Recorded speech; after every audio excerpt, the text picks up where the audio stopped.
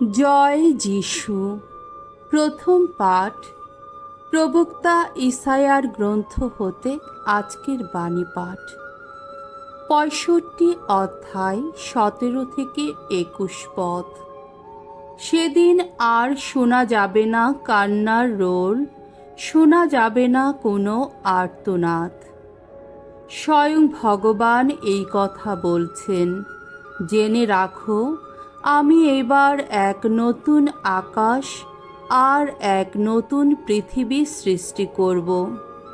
তখন অতীতের কথা কেউই আর মনে আনবে না, কারো আর মনে পড়বে না তার স্মৃতি।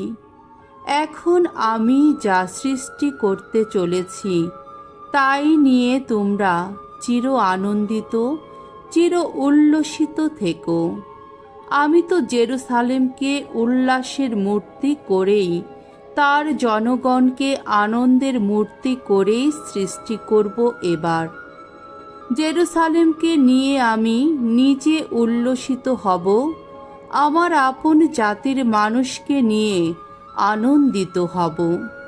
জেরুসালেমে আর শোনা যাবে না কান্নার রোল, শোনা যাবে না কোনো আর্তনাদ। সেদিন সেখানে আর থাকবে না তেমন কোনো শিশু, অল্প যার আয়ু, তেমন কোনো বৃদ্ধ মানুষ যে তার আয়ুর মেয়াদ পূর্ণ করতে পারবে না। তখন তো ১০০ বছর বেঁচে যার মৃত্যু হবে, মনে করা হবে সে তখন যুবকই তো ছিল। আর যে মানুষ ১০০ বর্ষ বাঁচতে পারল না, মনে করা হবে সে তো অভিশপ্ত জন। সেদিন লোকেরা যে বাড়ি তৈরি করবে, নিজেরাই তাতে বাস করতে পাবে। তারা নিজেদের জমিতে যত আঙ্গুর গাছ বসাবে, নিজেরাই তার ফল খেতে পাবে। প্রভুর বাণী। ঈশ্বরকে ধন্যবাদ।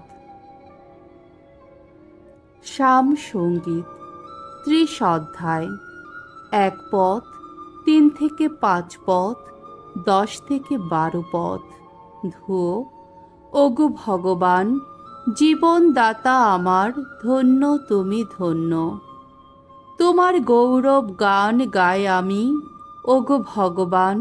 সর্বনাশের গভীর থেকে তুমি তুলে এনেছ আমায়। আমার দুঃখ নিয়ে আমার শত্রুদের উল্লসিত হতে দাওনি তুমি।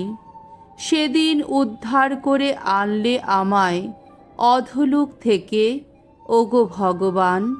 রসাতল যাত্রীদের মধ্য থেকে বাঁচালে তখন। ভগবানের ভক্তজন যারা, ভগবানকে শোনাও সামগান। তার পুণ্য নামটির গুণগান করো।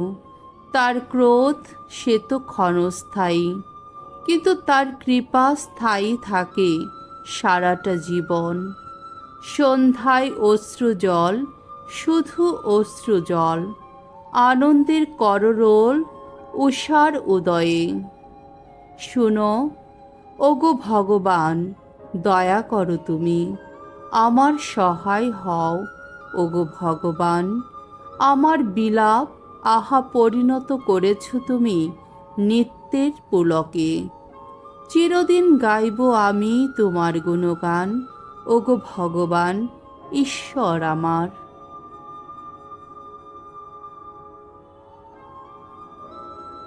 বাণী বন্দনা। প্রভু যিশু, পরম ঈশ্বরের শাশ্বত বাণী, ধন্য তুমি।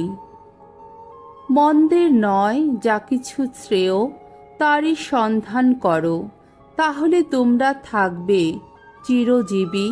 প্রভুও হবেন তোমাদের চিরসহায়। প্রভু যিশু, পরম ঈশ্বরের শাশ্বত বাণী, ধন্য তুমি। মঙ্গল সমাচার। যোহন রচিত মঙ্গল সমাচার ৪ অধ্যায়, ৪৩ থেকে ৫৪ পদ। যিশু রাজ কর্মচারীকে বললেন, আপনি বাড়ি যান, আপনার ছেলেটি বেঁচেই থাকবে।